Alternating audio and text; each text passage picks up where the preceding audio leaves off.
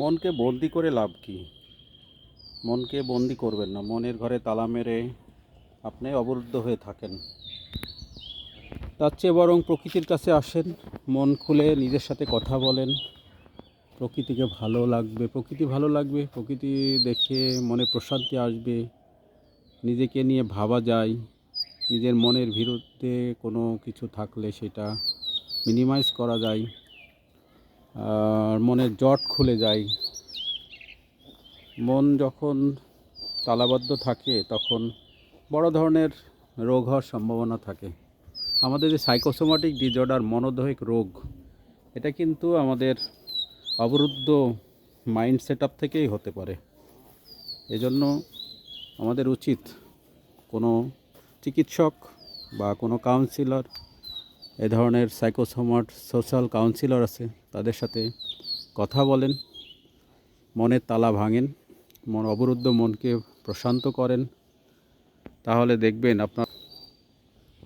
আর প্রকৃতির কাছে গেলে এমনিতেই ভালো লাগে, তখন নিজের সাথে কথা বলা যায়, নিজেকে উপলব্ধি করা যায়, নিজের সৌন্দর্য, ভিতরের যে কষ্টগুলোকে দূর করে একটু যদি প্রকৃতির সাথে শ্বাস নিতে পারেন মুক্ত অক্সিজেন নিয়ে, তাহলে দেখবেন যে আপনার ভালো লাগবে।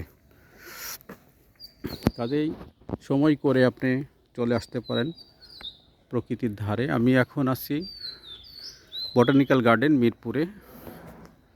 বেশ ভালো লাগছে, আমি আমার স্টুডেন্টদের সাথে এসেছি। ফাঁকে একটু আপনাদের জন্য একটা ভিডিও তৈরি করলাম। আশা করি আমার এই ভিডিওটা যদি ভালো লাগে তাহলে আপনি শেয়ার করতে পারেন। আর মানসিক বিষয়ে, শারীরিক বিষয়ে যে কোনো পরামর্শের জন্য আমি ডাক্তার আনোয়ার বিশ্বাস, প্রভাষক, কমিউনিটি মেডিসিন বিভাগ, সরকারি হোমিওপ্যাথিক মেডিকেল কলেজ। এছাড়াও আমি ক্লিনিক্যাল সোশ্যাল ওয়ার্কে প্রফেশনাল সোশ্যাল ওয়ার্কার। সেই ওয়ার্কার হিসাবেও আপনাদের সেবার জন্য আমি সবসময় নিয়োজিত আছি। শারীরিক এবং মানসিক যে কোনো সমস্যায় স্মরণ করতে পারেন। না থাকতে পারে গাছের পাতা, না থাকতে পারে গাছের সৌন্দর্য, তবে গাছকে কিন্তু অবহেলা করার কিছু না, এটাও একটা সৌন্দর্য। আপনি যে দৃষ্টিকোণ থেকে দেখেন না কেন, দেখা যাচ্ছে একটা গাছের কোনো পাতা নাই বা তার রূপ সৌন্দর্য কিছু না থাকুক, তারপরেও তো পৃথিবীর বুকে দাঁড়িয়ে আছে মাথা উঁচু করে।